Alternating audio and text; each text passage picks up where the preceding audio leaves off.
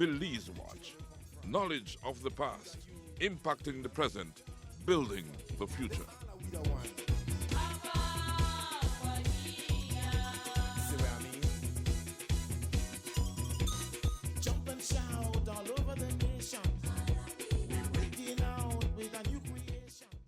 Our Belize Watch team was in Independence Village in the Stankwik district to speak with Charles Leslie Sr. He is well known as a master at fly fishing. Leslie is originally from Placencia and eventually relocated to Independence. He spoke to us about his family origins and the role they played in the development of Placencia and how he got involved in fly fishing. We will have that conversation after we hear from our partners, Belize Tourism Board, Shell Belize Limited, and the Barry. We are the Barry, offering you great products, good service, and of course, the lowest prices in the entire country. Visit us in Belize City, Belmopan, San Ignacio Cayo, Orange, and now in San Pedro, La Isla Bonita. The Barry. Get more? Belize.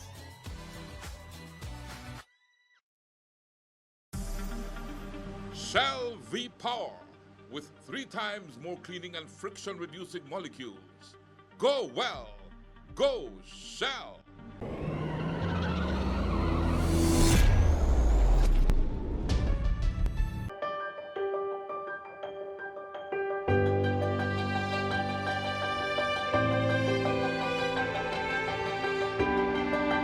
This no right. Garbage in the streets, creating dump sites, throwing a trash on the highway. We not fit do that. Only we could stop this. Each of we play an important part in protecting our beautiful country.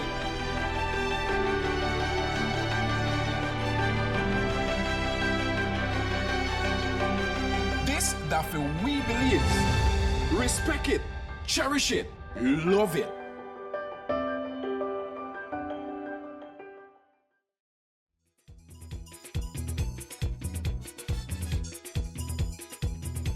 It don't matter what part of the jewel they come from. You that you and me that me. But guess what? All are we the one. See what I mean? I'm with Charles Leslie in the village of Independence, Mango Creek, because it used to be Mango Creek, not Charles, but it's really the name is Independence Mango Creek. Mango. Yeah. What's the difference between Independence and Mango Creek? Mango Creek it was the original settlement. Yes. And Independence is the new settlement. So they divided it and called this area Independence, and they call that area Mango Creek. So that's the old Mango Creek where they had all the lumber, export of lumber and so on and so forth. Banana also. Those were the BEC days, right? That's right. That's correct. That's correct. Yeah. When they used to cut mahogany and export. Pine, mostly pine. Yeah. Now, I'm talking with Charles Leslie, Senior. Oh, yeah. Thank you for reminding me, Charles. Charles Leslie, Senior. And if we look like are we good? It's because he's my cousin. Right? But I haven't seen him for so many years. It's been 25 years. 25 years. We're linking up now.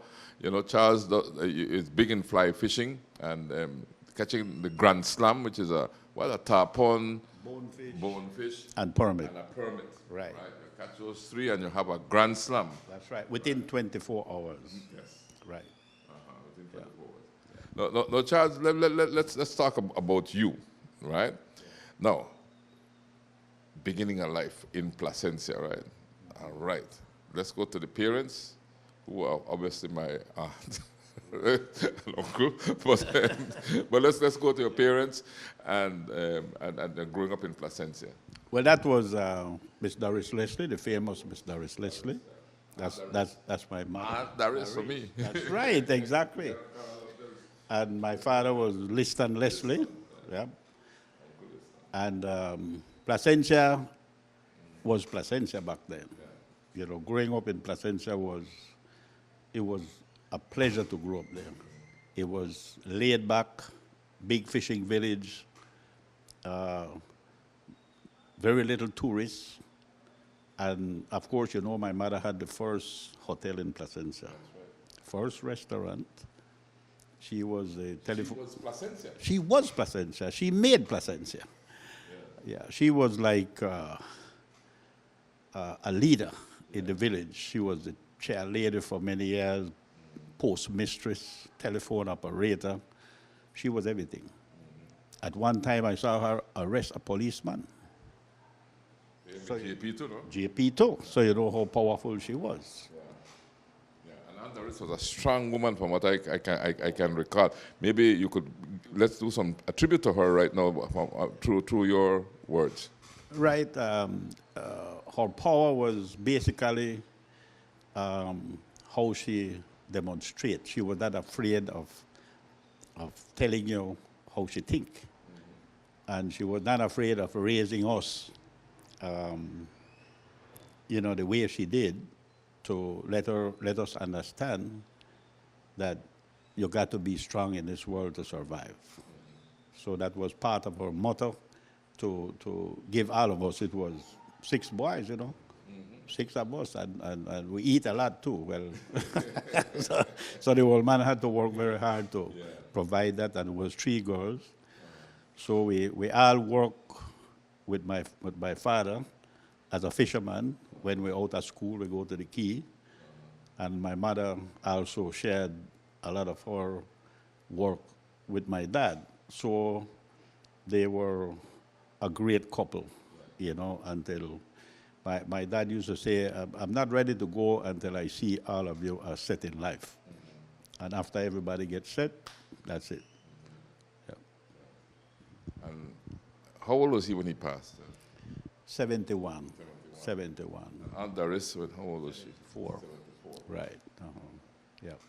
Because I remember you don't go to Placencia. You don't go to Placencia unless you go visit Andaris. Right? The times when I would go to Placencia, which were few because I ended up growing up in Honduras, when I would go to Placencia, I have to visit Andaris or else I would not be forgiven. Exactly. She would have let Aunt Florrie know what you did, and then Aunt Florrie would tell your father, and then you would have paid for that. Exactly. And when he says Aunt Florrie, he's talking about my grandmother, right? Which was Aunt Daris's sister. Yeah. That's correct.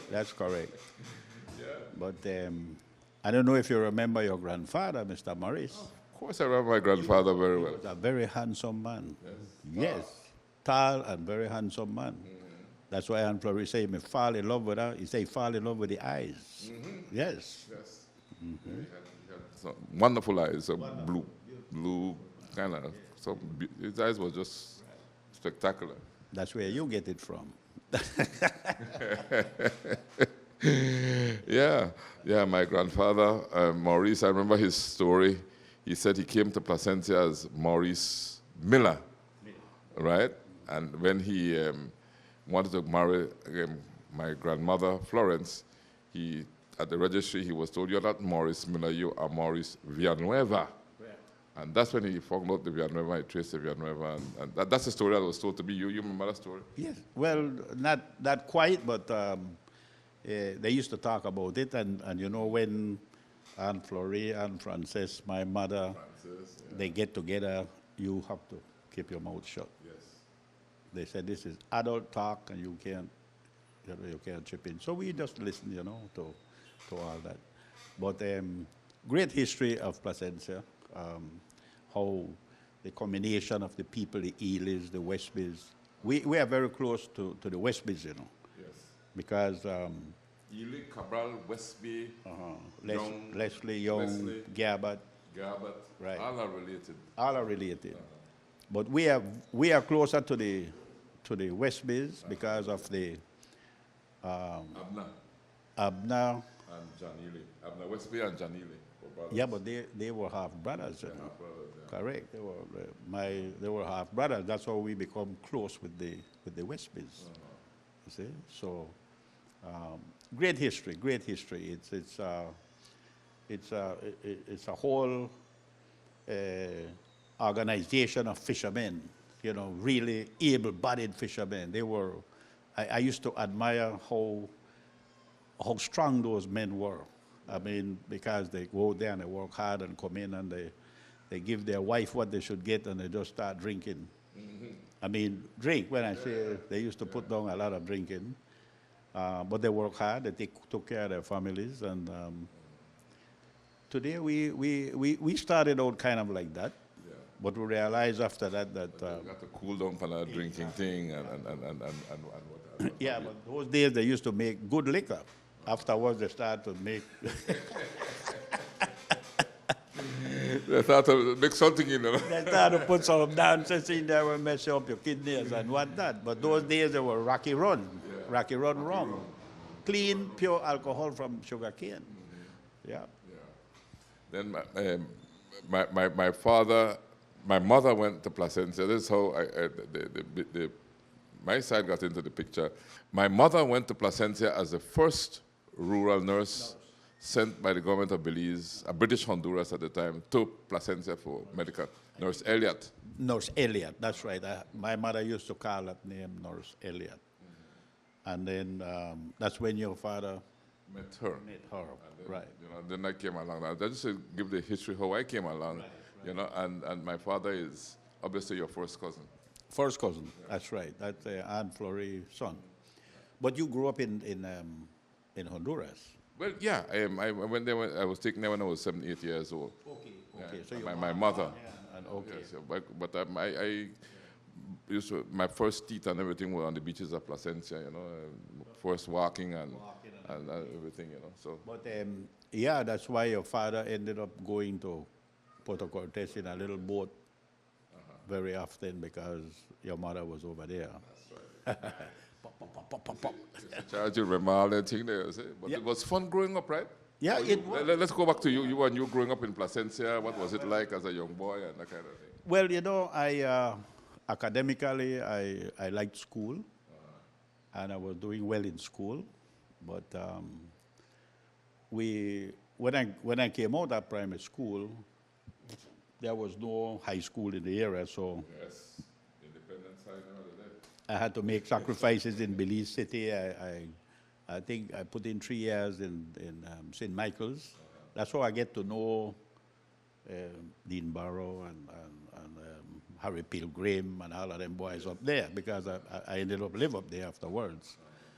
But after growing up, I started to admire some of my cousins that were guides, that was fishing guides, Leroy Ely, Junior Ely, and Harbert Garbutt, Harbert Ely, and I wanted to do that. I had the passion to do that, but it was a challenge. And I ended up joining them as an apprentice. And I guided a couple of years, and Junior said, look, you have all the attributes to be a good guide. You're a seaman, you come from fishing family, and that's what you need. We just need to tune you up. We just need to get you going. So I decided to do that. So I left Placencia and I went there and I worked probably about a couple of months with Vic Barotti. I remember Barotti very well. Right. So and he was on his way out at the time.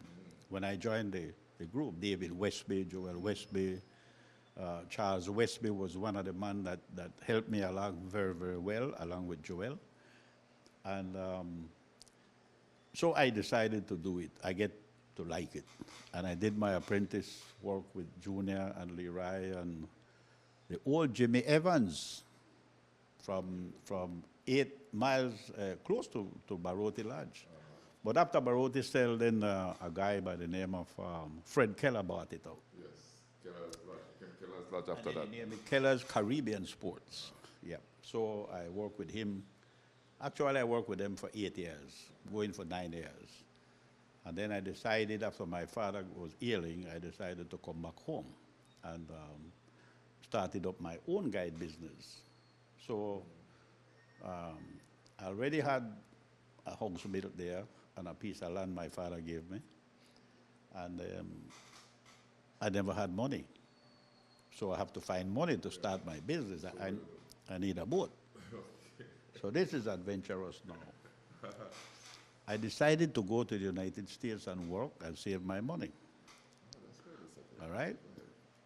They gave me a 6-month visa, but visitor's visa, and I went to the United States. And I started working with my older brother, Moses Leslie. He was a superintendent at a job site building condominiums. So I got a job doing trim carpentering. But I couldn't stay in the city. I had to stay in a small town outside of the city. And then people were pouring in there looking for work, and they get really, the traffic was too much. So I looked for a closer work. And I got a job on a tugboat that was working the Houston Channel. And that, you live aboard. And the captain was the owner of the boat. And he had 3 of us on the boat. And he gave me some ropes to splice them up and all that. I learned that from little boy with my dad, how to splice a rope. And he said, Leslie, can you splice that rope? I said, throw it to me. So I spliced the rope, and he said, I don't think I will need these other 2 guys on the boat. I said, no, those guys need the job. he said you right. He said, I can't put you to do anything that you're not good with your hand. You could do it. So it came to the point now that I had to come back home. How much years? Well, I stayed my 6 months. Then I came. 6 months. You never stayed here. So just say 6 months. Never overstayed time. Okay. Right. So that 6 months, I was able to come home. And then I applied again, and they gave me another 6 months.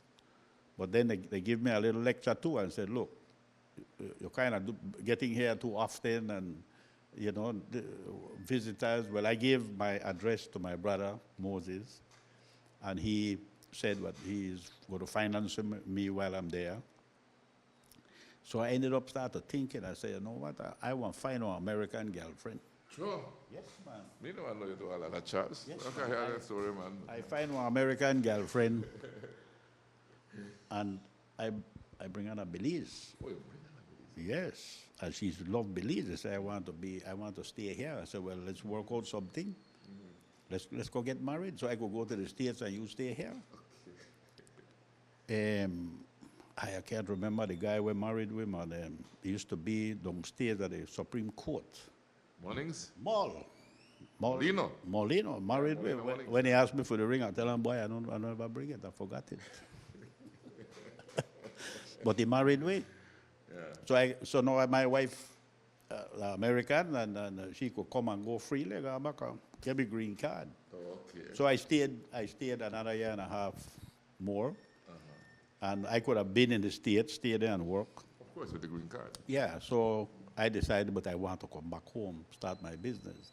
So I saved about $25,000 US within that time. So I came back, buy my boat, buy my engine, put a little office in my yard in Placencia, and I started. That's where I started.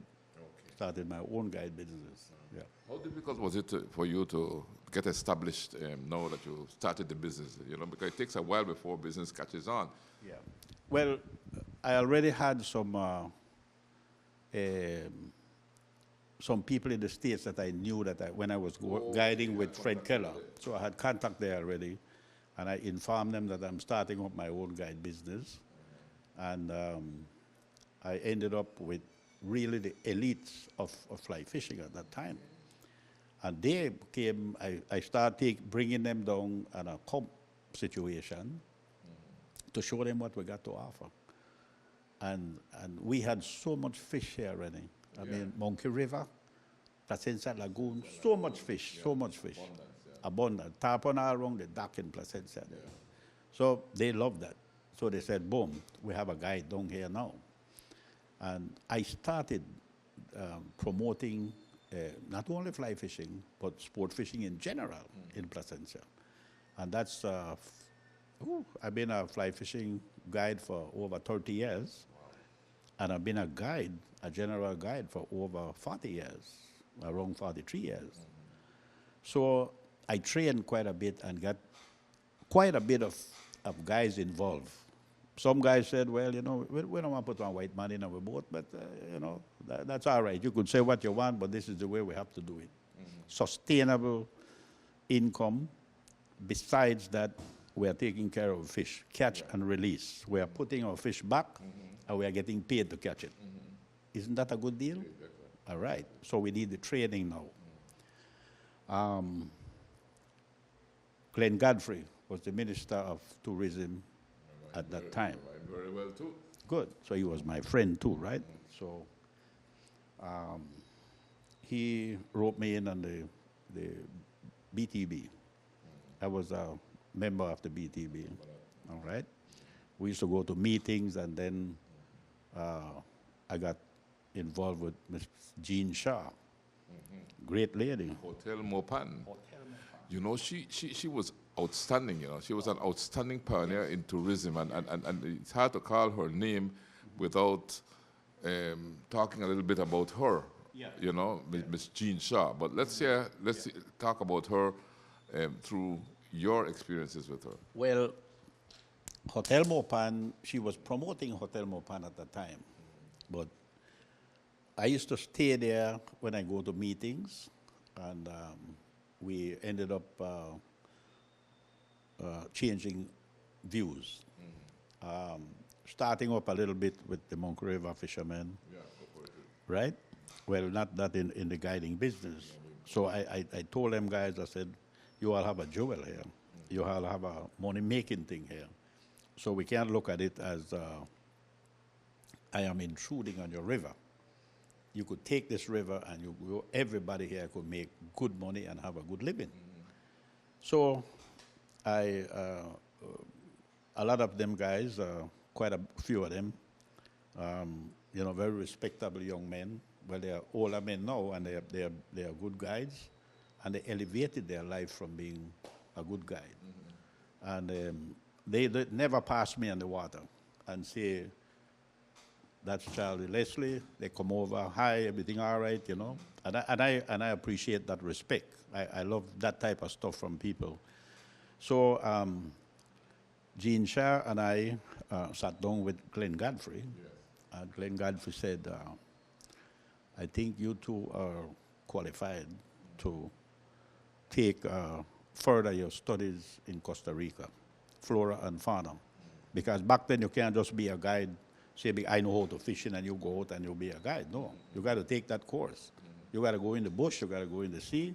And Jean Shaw came up with the 4 R's of tourism. I don't know if you know that. Remind me. The river, the reef, the rainforest, and the ruin. Okay. Those were the key, right? The key factor to tourism to promote those things. And me from this district, I had to go and I did a course with Philip Balderramos. Okay. All right. All right. And then I hooked up with the Saki brothers. Exactly. So I did my course with them up in the Coxcomb, which I never liked too much. Because I don't like the bush. But I just want to ask you why you never like it, you know? Furtherlands, the snake furtherlands. Did you encounter any? We had encountered a few, but I don't know if you have been to that reserve. I've been. Have you seen that bottle with all those snakes in it? Yes. All right. Have you? They said if you could guess how many young snakes in that bottle, I'm not too sure. You win a prize. Yeah. But I never tried to check it. They just look. I just never liked the bush because of that. I know when walking the trail, sometimes you have to be very careful because you can step on something and step on the wrong stuff, right? Anyway.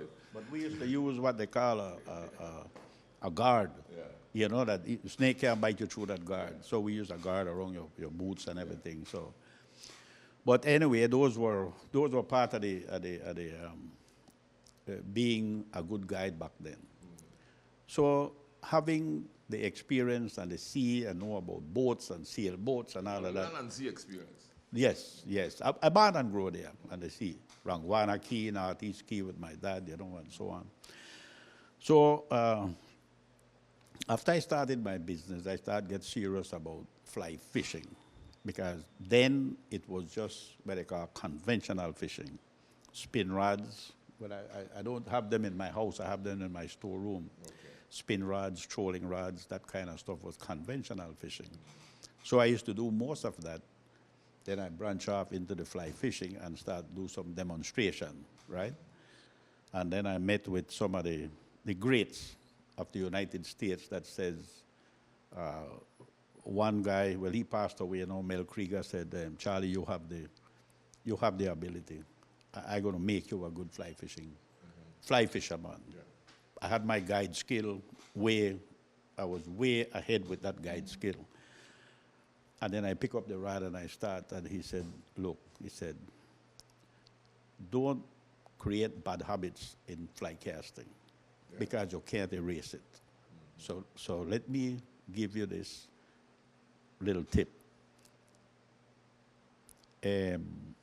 When he started to teach me, I said, I want to watch you first, how you are doing, so that I could understand some of the strokes and so on. Lefty Cray was one of the guys that gave me a fly rod. Back then, fly rod was made from cane poles. What was Lefty Cray? Lefty Cray was Lefty. He was one of the first. He passed away at 90-something, but he was one of the first guy that started up fly fishing. Okay. Then they came out with a movie named "The River Runs Through It." I'm familiar with that movie. So that started off a lot of people getting into it. And Lefty said, Charlie, you know what? This is going to be the next thing.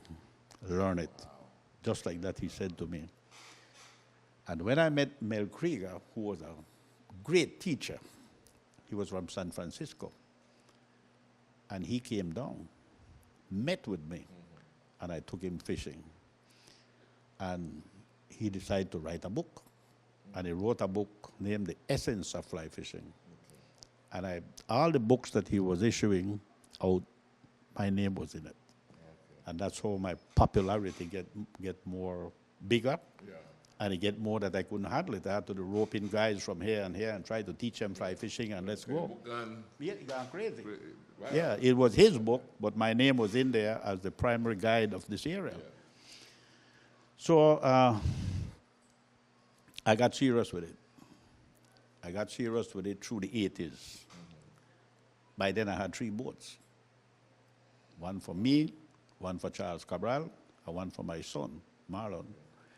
He's now 46, 47 years old, but he's an ace guide. He took the beating, he took the lick, because I was nothing, and he could tell I have nothing to play with on the water. I'm very serious about my guiding, my clients, how to treat them, how to study them, and how, when they're getting bored, what your shift that you got to make. Yeah. So these are all techniques that you learn from them themselves, from the guests themselves. Right. But today I have to say that I'm pleased with how it turned out. I am not a rookie anymore, I'm a professional. And I get well paid for what I do. I do a lot of teaching yet to different hotels. They used to call me in to do teaching for them. But at this present time, I scarcely even advertise myself. My phone rings off the hook this time of year. And you're not advertising at all? You're not advertising at all? I'm passing that torch to my son, the tour operator business and so on, so he could continue with that and build a reputation for himself. So I had thoughts for him when he born. I named him Charles too. Oh, that's his second son, or? Yeah. I have 2 sons. One is Charles Jr. and this is Charles III. Charles III. So he could Charles III now. Right. So he could have that name will always be like a legacy for him. So even when I retire, I'll put a radio on the boat so I could guide him, and he's doing well. He just don't like my sternness and my promptness. Yeah. You tell me to be there 7, and be there 7:15. Yeah. That type of stuff, and these things go a long way. Because if you look at the fly fishing world, Rennie, it's big and it's small.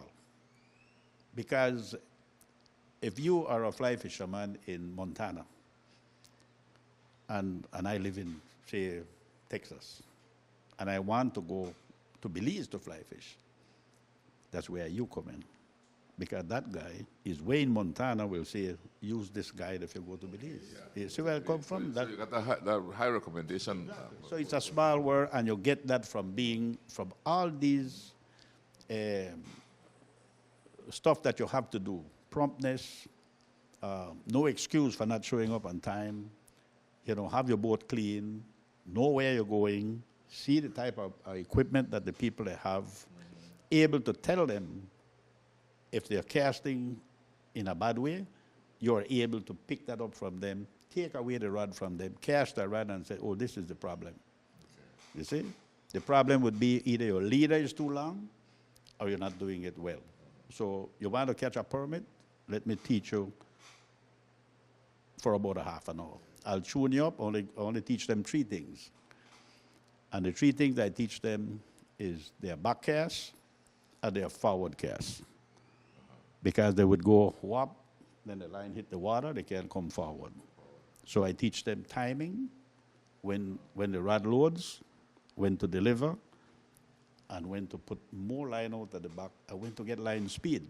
You are coordinating all of this in one. Yeah. So you rub your head and scratch your belly. Yeah. Special kind of fishing, yeah? Special technique. Yeah. And you're using artificial bait, artificial flies. Mm-hmm. When we come back, Leslie further explains the art of fly fishing. He also recounts his 1975 detention in Puerto Barrios. We will be back with more after we hear from our partners, Belize Tourism Board, Shell Belize Limited, and DeBarry. We are DeBarry, offering you great products, good service, and of course, the lowest prices in the entire country. Visit us in Belize City, Belmopan, San Ignacio Cayo, Honduras, and now in San Pedro, La Isla Bonita. DeBarry. Get more? Be less.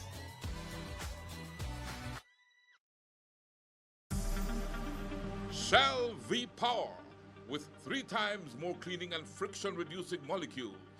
Go well. Go Shell.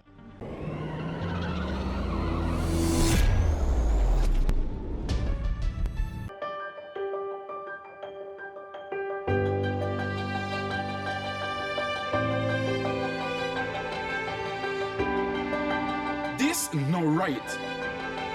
Garbage in the streets, creating dump sites, throwing a trash on the highway.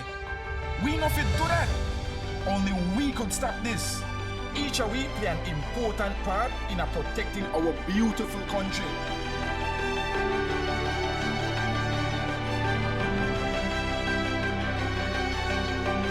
This that we believe. Respect it, cherish it, love it.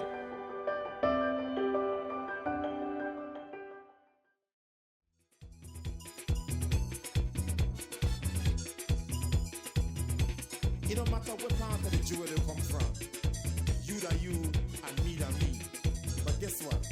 All are we the one. See what I mean? These flies are made from all different type of fishermen. Or you have fly shops that make them. Yeah. I do that too. I tie my own flies and so on to suit what I'm fishing for. You mostly fish for tarpon, permit, and bonefish. But each carry a different fly? Each carry a different fly. You go from little one like this, what they call number 6, or maybe you go down to number 8. That's for bonefish. Permit is at number 4. See? You go number 4 or number 2. Bigger, no? Right, because the smaller the number, the bigger the hook. Okay. So you see? So the tarpon will go from 2 to 1. When you get to 1, you have to add the 0 behind it to go 1 odd, 2 odd, 3 odd, 4 odd, then the hook get bigger going that way. So this is one of my fly box for permit. Thanks, Charlie. Good meeting you, man. Pleasure, Mr. Ernie. Okay. You all right? Yes, I'm good. You sure? Yes, I'm sure. So this is one of my fly box for permit that I use. And these are different weight flies. It depends on what stage of the tide you're fishing in. Can I pick up one? Sure. And they all have different names like contraband and I can't remember all of them, but when I when I need them, I could pick them out. Yeah. So this would be a what? Charlie, This is a what this one name again? Is the deep crab. It look like yeah man, it's the, look just like a little crab. This one right here. This are the So what? Flexo? flexo. flexo. That's a Flexo flexo. crab, what tan? Tan or a brown? Yes. Brown, yeah, brown. Brown Yeah. flexo. So this on the bottom look like a real crab, right? You got the claws and everything. So the line is allowed to hit the bottom of the water, or it's just on top Yes, on but top you of the see, water? You have the fly line, and then you have a leader, which is monofilament, which is clear line, and then that is attached to the fly line itself. This is attached to the leader at the end of the leader. So when you throw the fly line, it forms an arch like this. The fly line lay in the water, and the leader comes behind and delivers this crab. So this crab goes in front of the pyramid, and So is that the first thing that hits the water? no, this is the last thing. Because you want this to hit the water as soft as possible, because pyramid is a very spooky fish. You see? So if they're up on the flat feeding, and this is what most of the clients will like about this area, because the pyramid, you could see them on the flat feeding, their tail up in the air, and that time you look at the foot of their pants going like this, see? They get so nervous. I mean, I see good caster, and you point to a pyramid for them, and they wrap the line all around their heads and all around their feet because they get so nervous. Yeah, eager. Yeah. Eager. Well, you see, pyramid is one of the top fish in the world to catch on a fly rod, and they're very hard to catch. So in my time, I studied those fish. They say you want to catch a fish, you want to catch a thief, think like a thief, right? Yeah. So that's kind of what we do. So, so we have different patterns that we use for different shades of light. If you have a dark day, then you use a different shade. If you're fishing on a clear bottom flat, you have to use a different kind. And I'm showing all of this to my son, right? So he could learn all of this. And then you have to know what weight line, what weight leader. I tell you, it took me years and years and years of studies and hands-on, hands-off. I spent many nights tying flies, try to Charles Cabral, as I say, he was very good at it. Yeah, he was very good. He was a great loss to me. Yeah, but they're beautiful. I mean, it's handcrafted. I mean, those things are. I mean, when you're tying them, you're creating what you're seeing in the water. Yeah. You know, I stay on the flat with my master and I watch them, how the crabs they look. I lift up the rock and see what type of crabs the pyramid they're feeding on. So we can come up with ideas, right? But there's so many, you know, so many you have to have. And this is just a tip of the iceberg right here.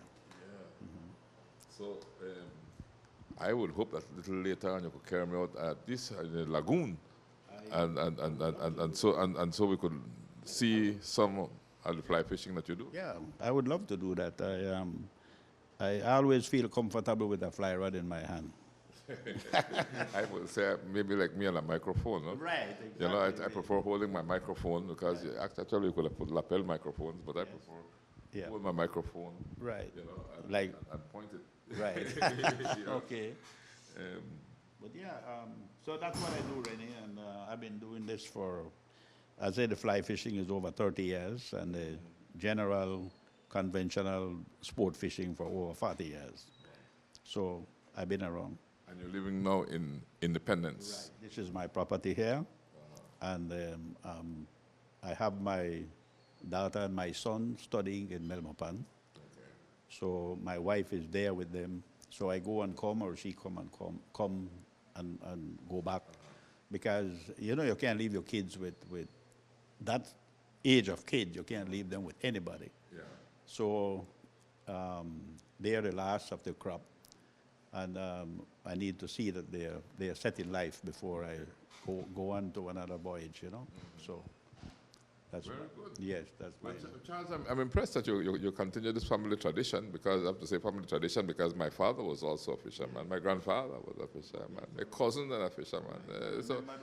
I come from a fishing family. Exactly. I remember those boats, Helen V and Helen E and all of those boats. And I think your grandfather had one of the best sailing sailboat in Placentia, the Helen V. Yeah. Helen V was Oh, named after my mother, Helen Villanueva. correct. Beautiful, beautiful boats. Never use an engine. They never use an engine in their life. They use sail. Yeah, And they were all sailing boats. all sailboats. Yeah, then remember the hustler with Uncle John? Yes, man, Uncle John, yes. But the most impressive of all, that growing up as a getting into the 10, 11, 12 years old, that the fishermen, they go out, they all sail, and they would stay 7, 8 to 10 days. And after that, you will see those sails coming in, in the wind. And the ladies would sit on the beach, and they can identify which one of the sails belongs to their husband. That was impressive. Very impressive, you know. So those things are gone now. I try to, that embedded common sense, or the doing things with your hand that I used to watch these older people do with their hands. My mother used to sew the sail for my dad's boat. And they bleached them in the water and in the sun and the beach, and beautiful sails. And how they used to build boat, Grandpa Johnny. Yes. I mean, what they have an adze, they have a square, they have one of them big saw, and look at the boat they used to build in comparison to today. I don't see anybody building a boat around here. You know, the Oshas, the Thatcher Osha and the guys, that were great boat builders. So my father built a boat. Exactly. Your uncle, Marja. Marja, yeah. But they had so much skill, run it the same way, so much skill. But where it is, it's gone. You know, I would say, I don't know where to take it away, but it left us in a bubble where we think that they should be like us, and it's not going to be that way anymore. So I try to tell my sons, I said, look, when I die and go, I will take so much with me that I have not teach you all. Yeah, that is so. You understand? So it's hard to teach them because they don't see it like you see They it. don't see it. You think they're seeing it, but they don't see it. Right, they don't see it. Right. So that's where we are, Rennie.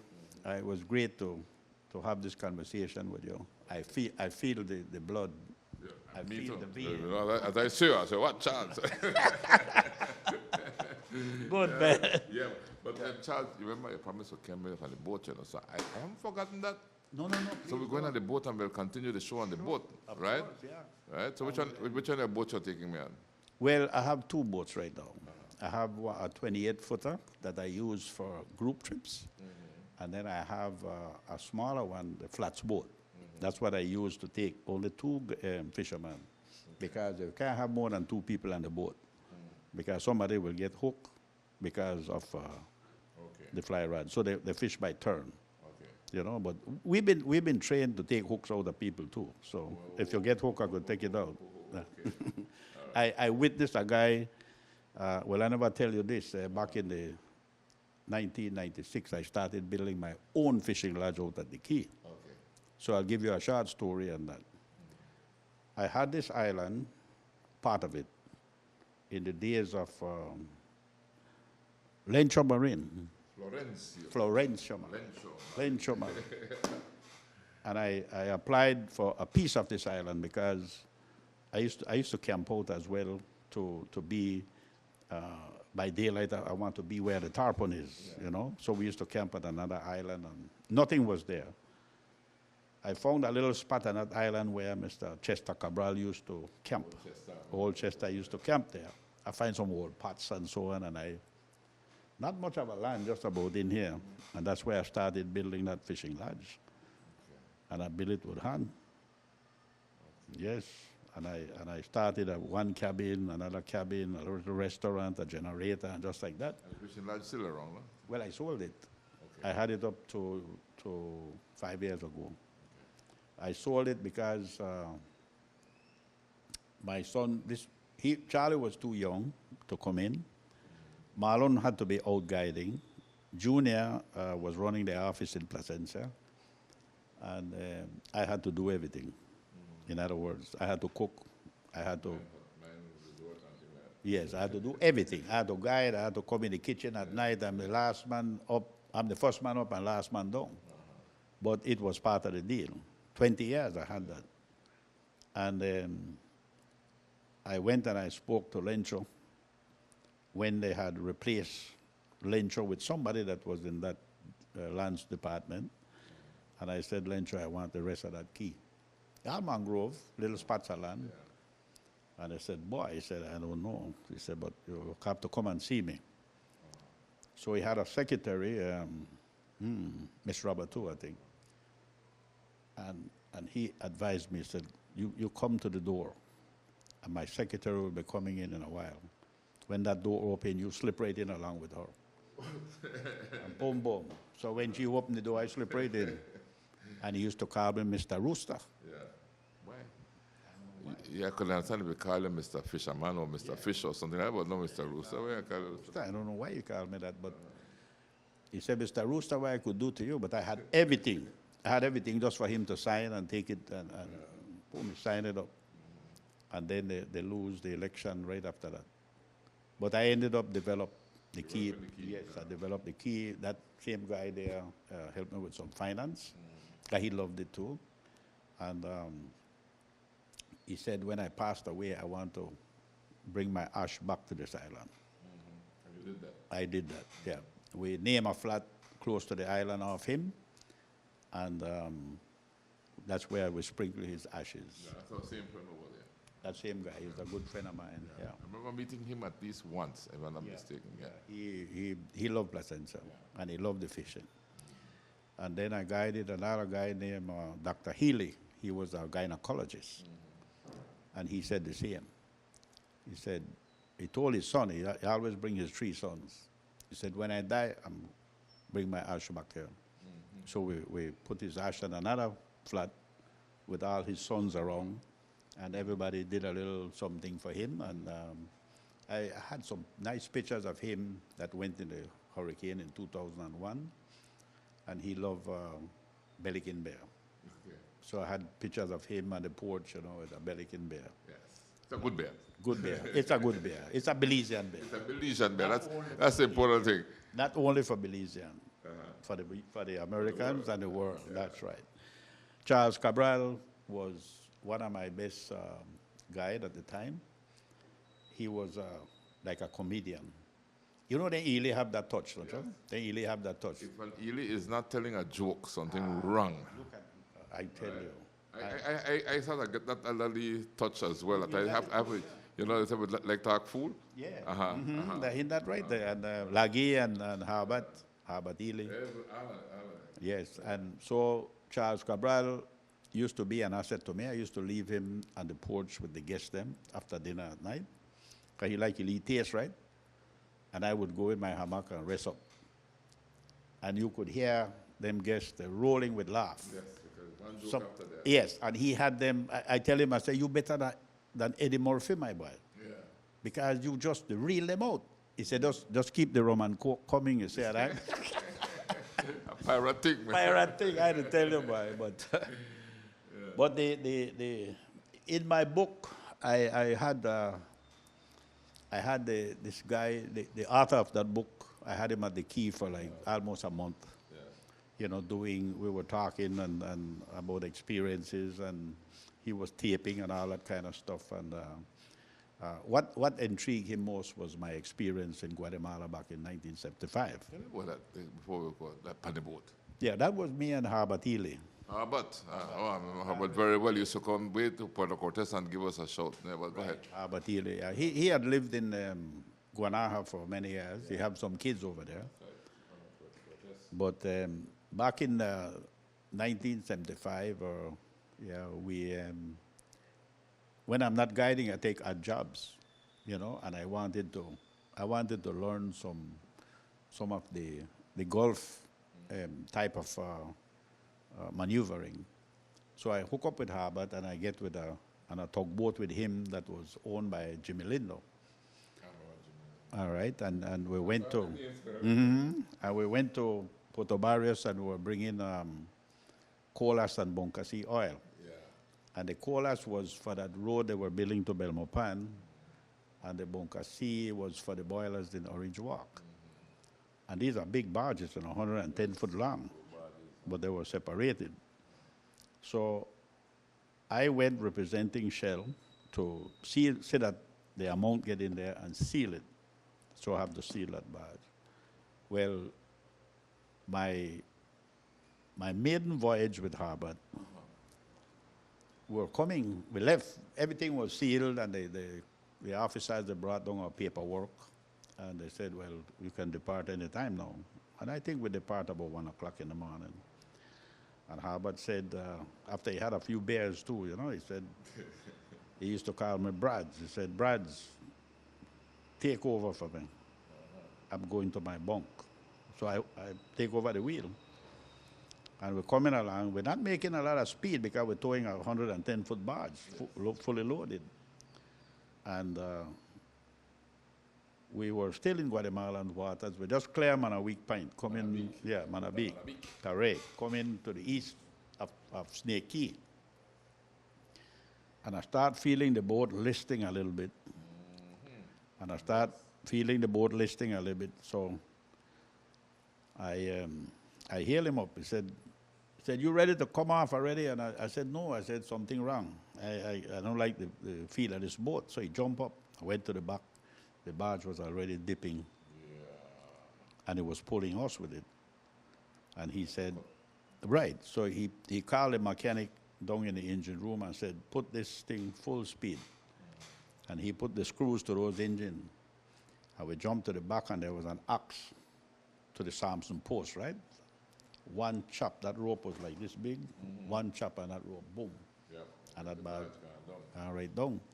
So we radioed the port, and they told us to continue to Belize. You're already cleared. So we come back, and Jimmy gave us another barge. He said, go back because they need this oil. When we get back, so we sit there, and they said, we already full the barge and not to come back. Yeah, but I hold it. And then we're waiting on the paperwork, no paperwork. So they come to the boat and they took Harbert. They left us at the boat now. I remember this guy good, Alan Bloomfield. He was a Belizean over there. Then there was another guy, Holiday, who used to work for Shell Oil Company. And Alan come and he said, look, you all have some serious problem. I said, like what? He said, they have Harbert in jail. Captain Robert Ely. So he said, you guys want to stay or you guys want to get out of here? I said, I'm not going to leave Harbert over here. I will stay. You stayed? You stayed at Herbert? Yes, I stayed. And then the chief, the mechanic, said, I will stay too. And then my first cousin on one of my aunt's side, my father's sister named Joanne. I don't know if you may know that lady, but she passed away somewhere in Boom or somewhere around there. So he was with us. They used to call him Bud. All right, so we stayed, and when I looked, they put guards in front of the boat and the dock. Couldn't move. Can't move. Well, one night, after we've been there like 20-odd days, a big piece of sou'wester come the night. And the barge tie up to the dock and the boat on the outside. Sou'wester come from right here. So I tell the guy at the port, I said, look, at the aduana rather, the custom, I said, we're going to lose this boat. We got to move this boat. And he said, I can't move that boat unless they give me the order to move that boat. So I tell Bud and the other guy, I say, I want to pack on the things. This boat going down. And the boat was beating against that metal barge. And they busted a hole through the side and boom, the boat gone down. Then they blame us to sink the boat too. Wow. So they, double charge now. so now they really hole we know. So they carry at the aduana, Then from there, they took us to the jail. And next day, they took us to the court, and they just give us a date to come back, that we have to be back. When I walk out at the court, there was a police by my side. Mechanic come out, police at his side, back in a jail again. Well, it so happens that there was communication going on by then through Alan Bloomfield and Belize. Now, that time we were British subjects. Yes. We carried British passport. British passports, before independence. Before independence, 1975. Well, I don't know how I lost my passport, but I lost my passport. In the hustle and bustle and everything, yes, I lost my passport. So, make it worse now. Anyway, they took us out of the jail, and because we couldn't handle the food. Every time we eat that, well, you know what happened. And they took us from the jail, and they took us to this hospital, Dr. Robles. I never forgot him. And Dr. Robles kept us there.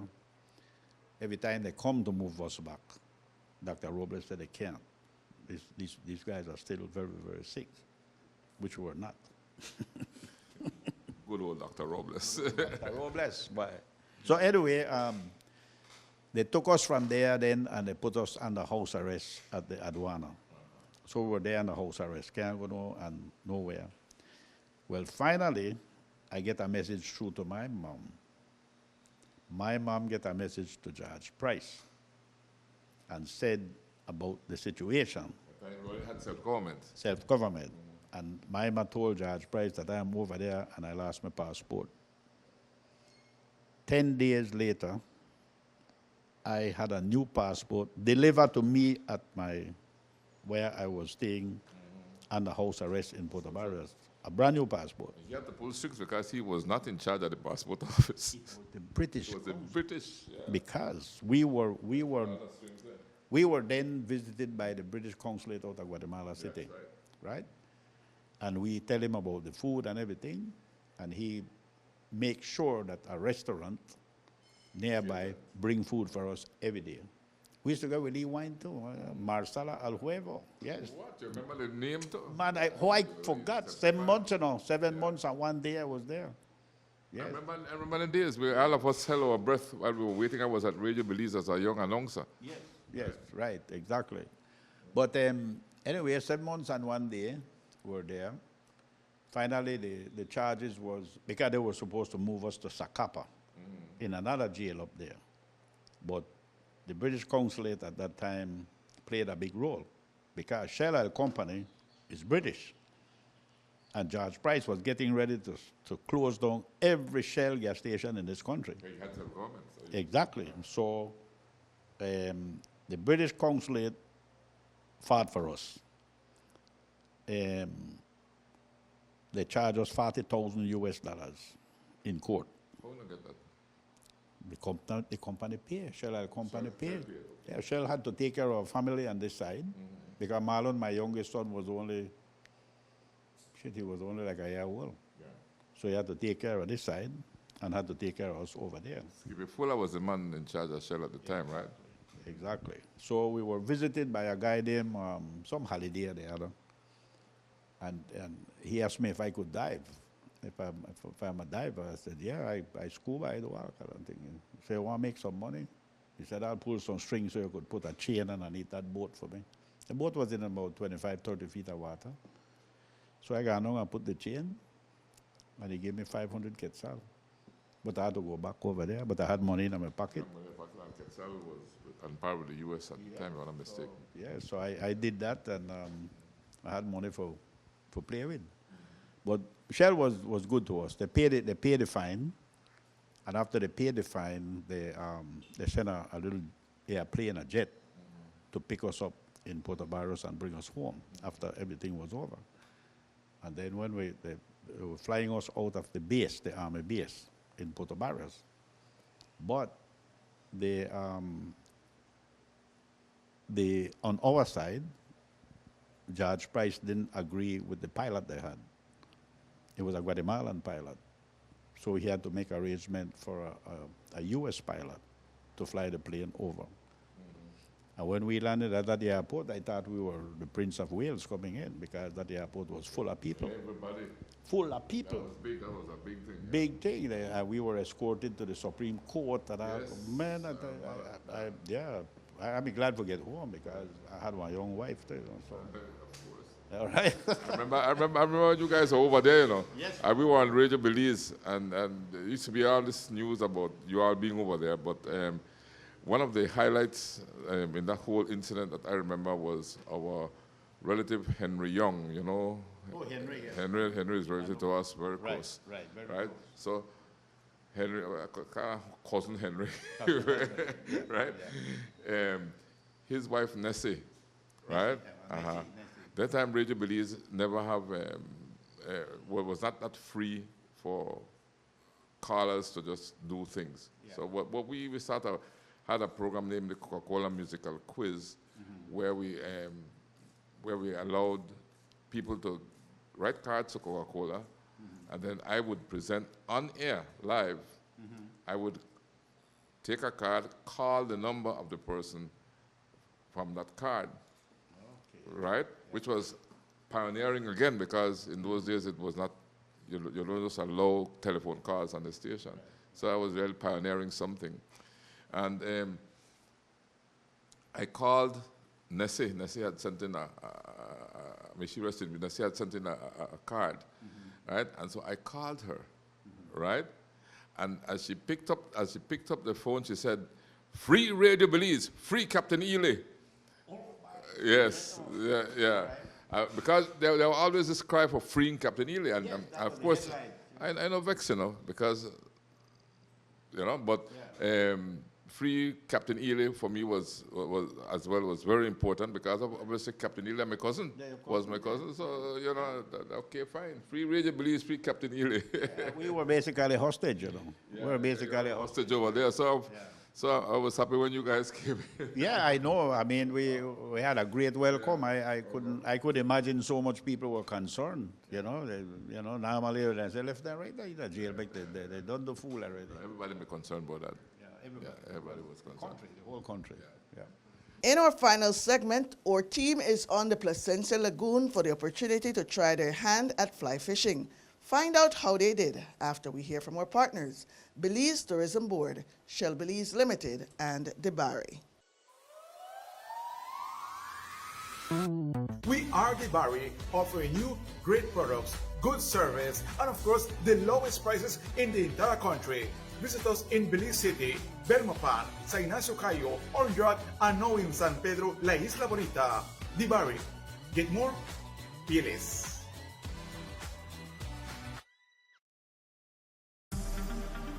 Shell V-Power, with 3 times more cleaning and friction-reducing molecules. Go well. Go Shell.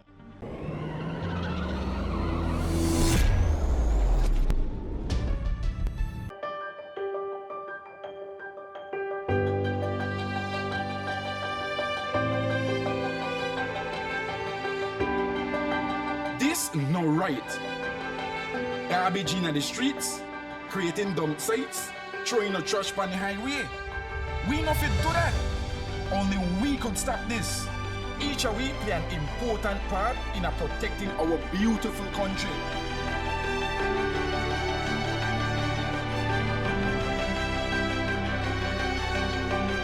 This that we believe. Respect it, cherish it, love it.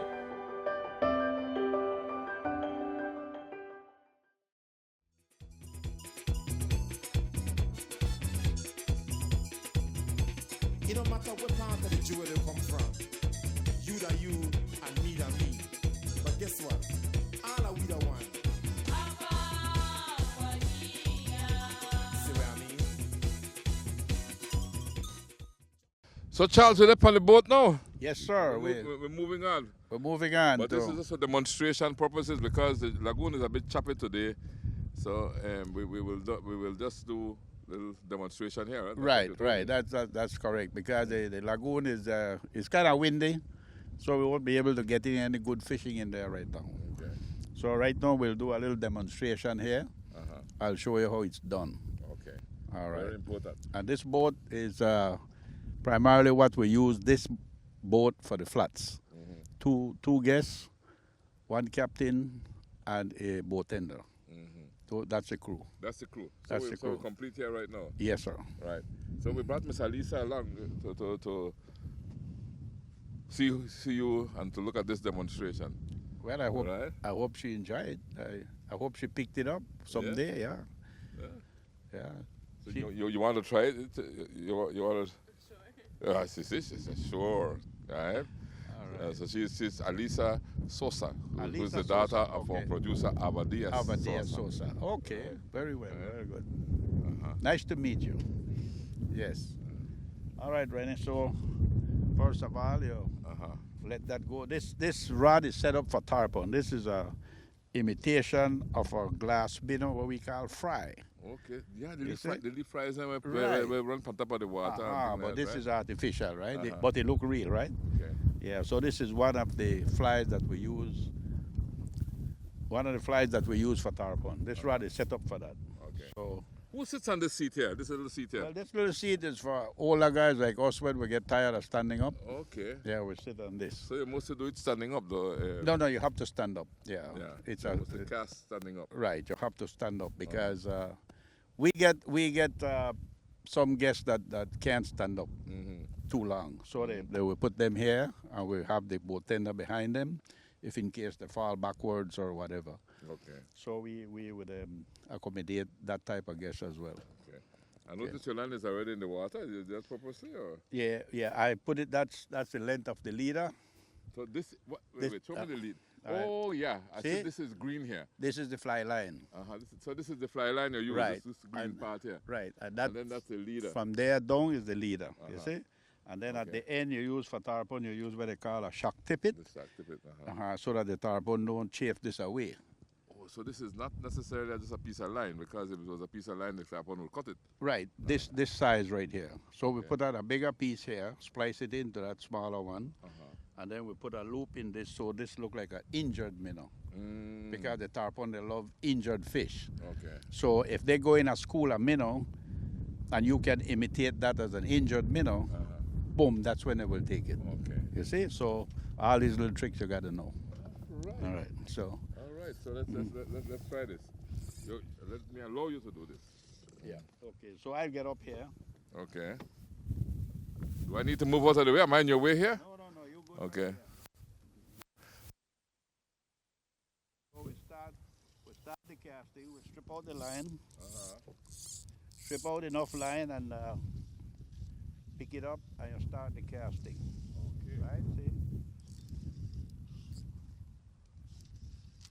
Presentation. You have to practice casting before you present? Oh, yeah. You have to load the rod. You have to get out enough fly around. This line is kind of a lead core in the middle that give you see how smooth that is? See how it lands? Okay, so if I have tarpon feeding right there, then I just strip in.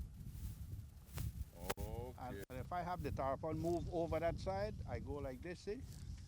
Load it up, come back, and shoot. Bingo. See? So the tarpon they're there, you're not throwing with a big old sinker or anything, you're throwing a line. So it goes on its own gravity. Right. But then you have sinking line. You have 300 grains, 400 grains. It depends on how deep an area you're fishing. You see?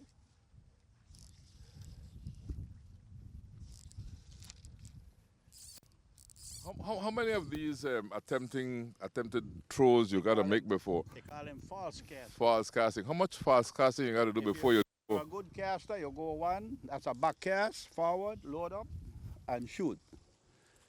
You see? Okay. So that's you call that false cast, is to get the line and the rod to start to coordinate. So after they coordinate together, you say, okay, this rod is ready to sling that line. Okay. You see? And you said you would stand on the bow of the boat, right? Yes, you stand here. Not down here. No, well, if you don't have good balance, then you stand down there. Okay. And sometimes we get out on the flats and wade. They call it wading. So you could wade up to the fish. You see, and then do the same thing that you're doing here. Right. So you have You want out more line? That's a lot of line already for me. To me, that's a lot of line already. But it's coordination. It's actually timing on your back cast, right? You go back, timing, go forward, timing, go forward, load. This is your cast now. You see? That's kind of, Look kind of to get it to me. But yeah. But if you see a client come and he could do that, then that you know he's a good fisherman. Yeah. But if you were teaching someone from scratch, how would that work? Well, first of all, we teach them the grip of the rod. Then we normally teach them with a 7 or an 8 weight rod, which is a normal size. And you teach them the stroke, what they call the stroke. So they don't try to get out a lot of line. Just boom, boom. Abruptly stop forward, abruptly stop backward. When you start feeling the rod, then you could go a little more, and a little more, and a little more. Then the timing develop, and then you shoot. You see? All right. You see? So I'll get Charlie to do this one day, to shoot that among the line. Okay. Charlie not shoot among the line yet? No, I can't shoot so much with her. Yeah, Oh my goodness. But he's doing good. He's getting there now. It takes a while before you can do that, right? Yes, sir. A long time. It's not as easy as it looks. No. If you like to try it, you're welcome. Okay, you see. Right from there. Then I'll ask Miss Alisa to try it too. Okay. So I could try it from here where I am? Yeah, you could. But you see, you have to use your left hand as well. That's the only problem there. Okay, I will. Maybe you hold the microphone for me and I hold the rod. How about that? We trade. All right. Okay. So what do I do now? Pull. You turn this over. Turn this over. Up on the other side here. Okay. Okay, and then you hold this one in your left hand. You're right-handed or left-handed? I am right-handed. Okay, hold the rod in the right hand. Okay. And that's so. You hold this here. Strip it in. They have to be in this finger there. From behind the fingers. Hold it in the finger, and you strip like this. See, Jim? Get enough line. And you throw it to the side, over to your right. Throw it this side? Yeah, you just go like this, see? Throw it like that. Okay, right, and then you throw forward, like you're casting to the guy with the camera. Okay, right, like the guy to the camera. All right, but point to him. When you go, you point the rod to him. Yes. Like that? That's right. See that? See, you're making a good start right there. All right. One more. Okay, rod have to be higher though. All right. Uh-huh. Kind Just, of in the water. right. Okay, instead of you do this, you do this, see? Aha, that's it right there. One more. You see how you're going straight to where you want to. Correct. Look at that. You might catch a fish. And then if I want to let it go now, I just... Yeah, go to the left a little more. A little more to your left, you see? But you need to hold that line with your left hand so you could control it. Okay. All right, try it now this way, like you're pointing to that truck over there. Good. Bam, bam, right? You see that? Okay. It looks easy, right, Rennie? But it's easy, but it's not that easy. No. All right, look at that. Okay, so if I give you this mic right now, So I can see that. and I stand up here, okay, good. So the line, instead of throwing the line, you let the rod throw the line for you. Oh, You see? okay. So the rod go boom, abruptly stop, boom. Okay, let's play the rod. Abruptly, yeah. I'm doing all the effort with... Right, to try and throw it with the line. I mean, with just your hand. So, see, boom, boom, and boom. You make it look easy, Charles. Why I tell you, but I use this rod like I use a pencil. I could imagine. Yes. So, this was and still my living for 35 years. Okay. You know. But let me. I have our producer's daughter here on board, Okay. right? She, I think it's the first. Let's call her a tourist. Okay. All right. All right. Who does So, not know anything about fly fishing? so you want me to teach her a little bit? Yes. So let's see what she can do. Okay. Miss Alisa, come on, let's see what you could do.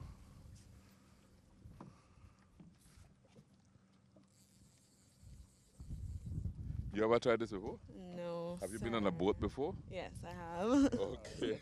Let me take off the lower, take off the fly, because you have a hook on it, and it might be a little more difficult, you know. So you have to have this to clip your line. So you get a new fly, Miss Alisa. Right. So we put this away. So Miss Alisa could not hook herself in the back of the head. Okay. So it's just for her to train. This is for training purposes. Right. Uh-huh. you So don't have a come hook. right here, Miss Alisa. Okay, you can. I left-handed. Oh, you're left-handed. No. Okay. All right. So you cast this way then. Oh. Not that you belong to the devil, but you need to hold this now, Okay. and then you stroke back and forth. They flow this way, then forward. All right. You see that? It down a little more. Point it, point it down a little more. Right down, okay. Just like that. You see that? You see that? How you feel? Hard. Yeah. How you felt? It's harder than it looked. That was it's It's not a probably easy- takes a lot of It practice. takes a lot of A lot of practice. because most of the time when I teach somebody to fly cast, at first we don't put the fly on the end, but you teach them the stroke. See, go 1, 2, 1, 2. But the left hand plays a role. If you see my left hand how it works, see, it pulls the line back and forth. You have to pull, because you're loading the rod. You see a bow and arrow. If you don't pull on that bow and bend it, it can't sling. So that's the same way of doing with this rod. Okay. You see how thin the tip of the rod? It's very flexible, see, and easy to break. But if you don't use the rod with the line, both of them have to work together. See, boom, they have to work together. Then you could get it out there. Let me try one more good cast, and then. Okay, let's do a good cast. And then Charlie drive the boat, right? Yeah. Okay. So Charlie, your dad said you still have a little bit more to go. Yes, definitely. I agree. Tell me about it. I still a challenge for me, but I know the basics. I mean, so once you have the basics, then everything else will, fall into place. So it's kind of fine tuning, the casting, the art of casting, and I think after I master that, then I'll be good to go. Yes, sir. So you got the ambition to take over from Dad, right? Yes, sir. Actually, I already had the ambition to take over from a long time, but I had to put pressure on him for me to take over. Okay. So that's how it was, right? It's working out because Yes, it's he's focused. Says he's going to leave all this to you. Yes, well, I appreciate that, and and all that knowledge that he passed on to me as well. I won't change it. I won't change the dynamics of the game. It's the same thing, and just just use apply what I've learned from him, and just continue on the legacy. Well, I want to wish you all the best, and let me wish you a happy birthday too, because today you're recording the show is your birthday, Yes, sir. right? And so 27 years old. So happy birthday and many more happy years. Thanks very much, Mr. Rene. Or may I say family? Of course, family. I appreciate it very much, and good to have you here with us. Okay, Charlie, good to be here too. And one day I'll definitely come and we'll go together and do some fly fishing and catch and do a grand slam. Yes, sir. Let's do that. I will not tell you one man, but I leave versatile and the man, so carry you out, no problem. Okay, we'll keep that a secret. Yes, we'll keep that a secret, not tell the man. All right. Okay.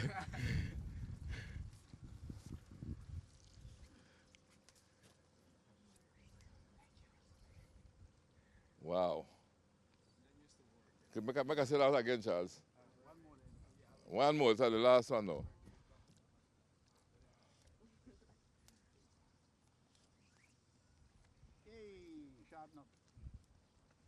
So you could hit that duck from here if you want to.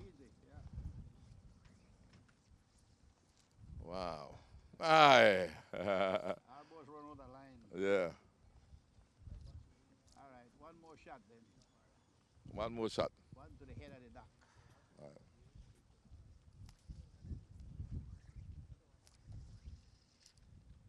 What? You almost touched it. So that's close enough. Yes, Yeah. almost 100 feet. That's almost 100 feet, Rennie. Excellent, excellent. So when you have a casting competition in Belize, you could give me a call. All right, buddy. But you know what I want to do, family?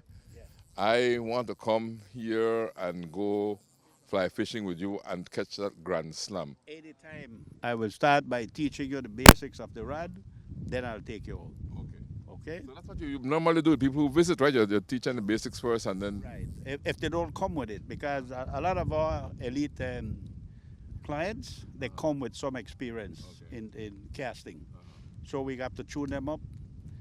Some of them have done saltwater fishing in other places, and they already come seasoned.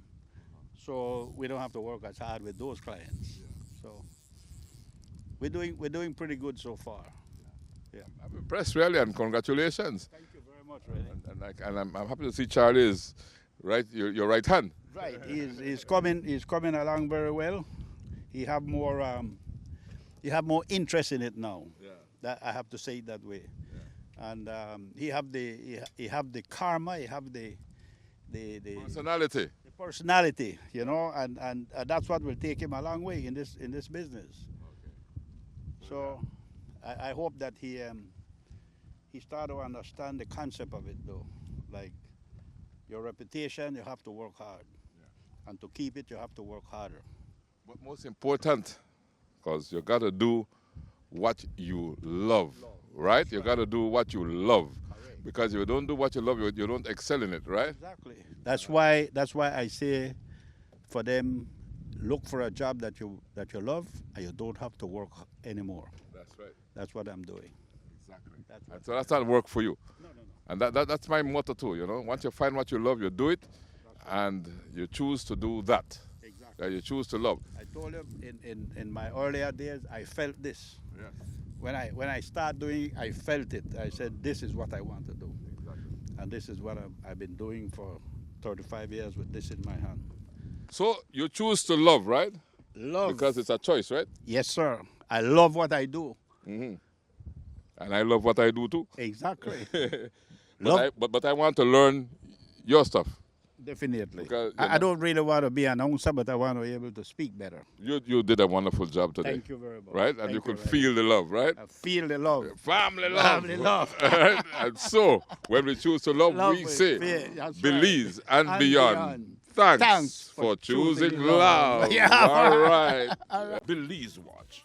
Knowledge of the past, impacting the present, building the future. Celebration time.